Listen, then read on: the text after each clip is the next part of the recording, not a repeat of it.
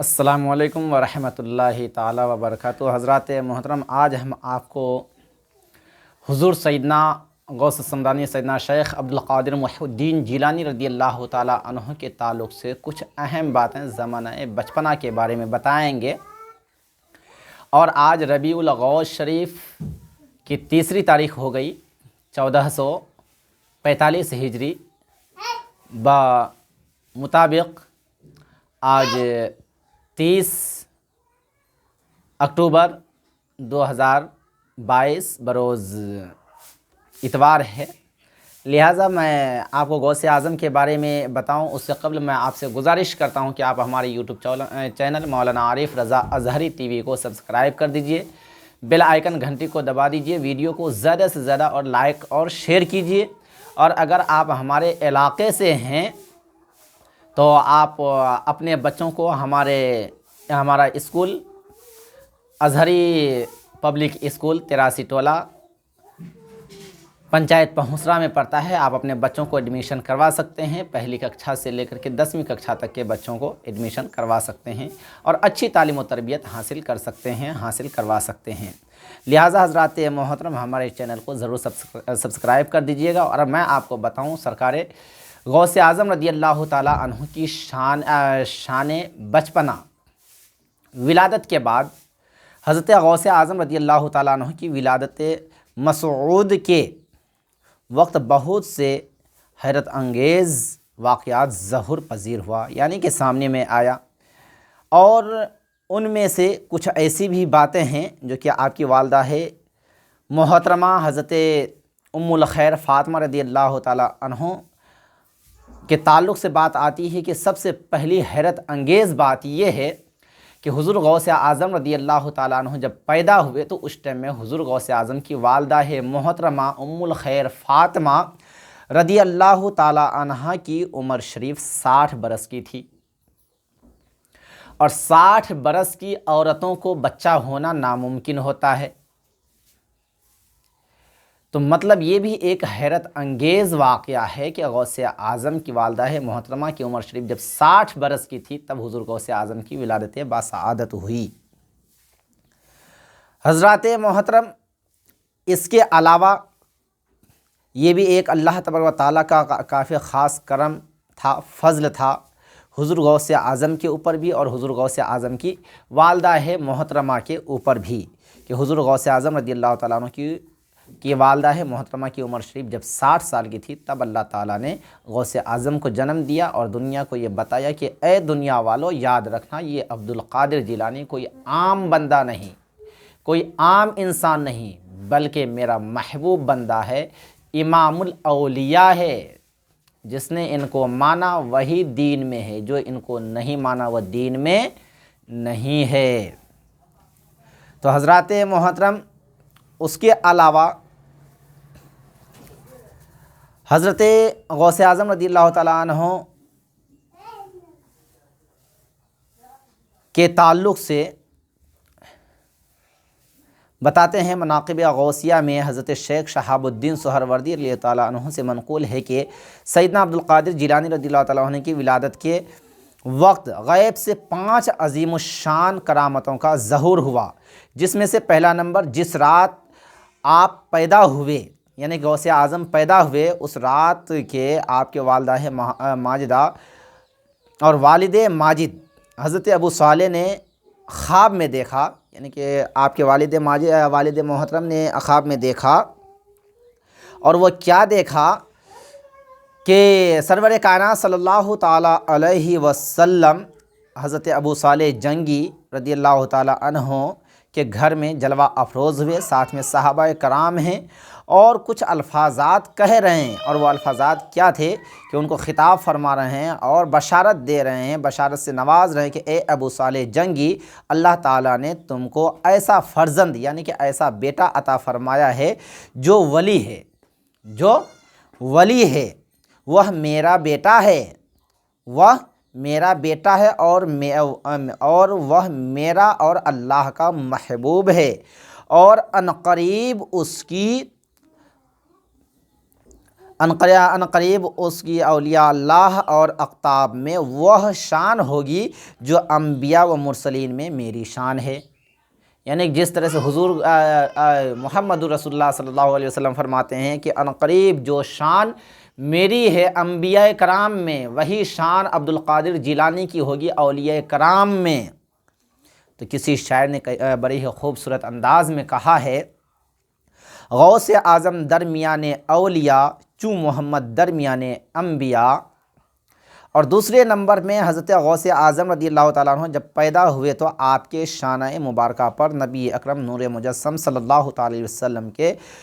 کا نقش موجود تھا، یعنی کہ قدم نازنین کا نقش وہاں موجود تھا، جو آپ کے ولی کامل ہونے کی دلیل تھا۔ یعنی جب غوث اعظم پیدا ہوئے تو ان کے شانہ پاک پہ جو ہے حضور غوث اعظم کے قدم نازنین کا نشان تھا، جو امام الاولیاء ہونے پر جو ہے مہر لگا رہا تھا۔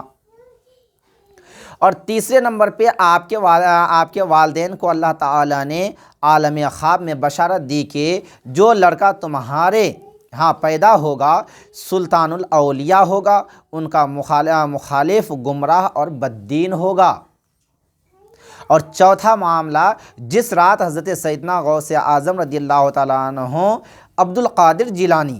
کی ولادت ہوئی، اس رات جیلان شریف کی جن عورتوں کے یہاں بچہ پیدا ہوا ان سب کو اللہ کریم نے غوث اعظم کے صدقے میں لڑکا ہی عطا فرمایا، لڑکی کوئی پیدا نہیں ہوئی۔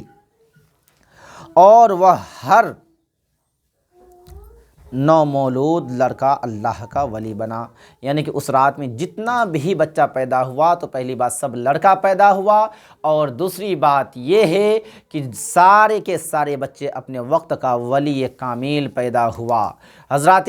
محترم، اور پانچویں نمبر کی بات ہے کہ آپ کی ولادت ماہ رمضان المبارک میں ہوئی، یعنی کہ رمضان شریف کی جو ہے چاند جب نظر آیا، 29ویں کی چاند تھی، چاند جب نظر آیا تو رات میں آپ کی ولادت باسعادت ہوئی۔ اور اس کے بعد کیا ہوا کہ جب صبح میں روزہ کا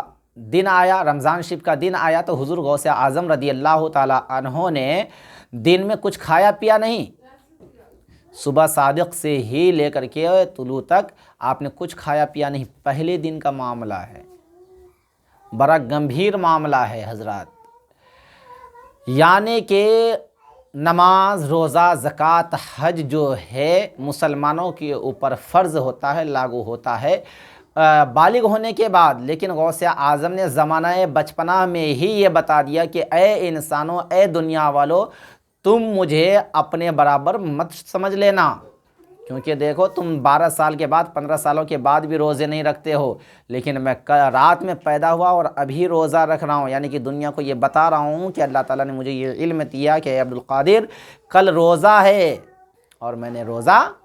رکھا۔ یہ غوث اعظم نے دنیا کو درس دیا، بتایا۔ تو حضرات محترم، ایسی باتوں پہ بھی خیال رکھنا چاہیے۔ ہر انسان کو غوث اعظم سے سچی محبت و عقیدت رکھنی چاہیے۔ اور حضرت عبد القادر جیلانی المعروف غوث اعظم کی والدہ ماجدہ فرماتی ہیں کہ جب میرا فرزند عبد القادر پیدا ہوا تو رمضان شریف میں دن بھر دودھ نہ پیتا تھا۔ ولادت کے دوسرے سال موسم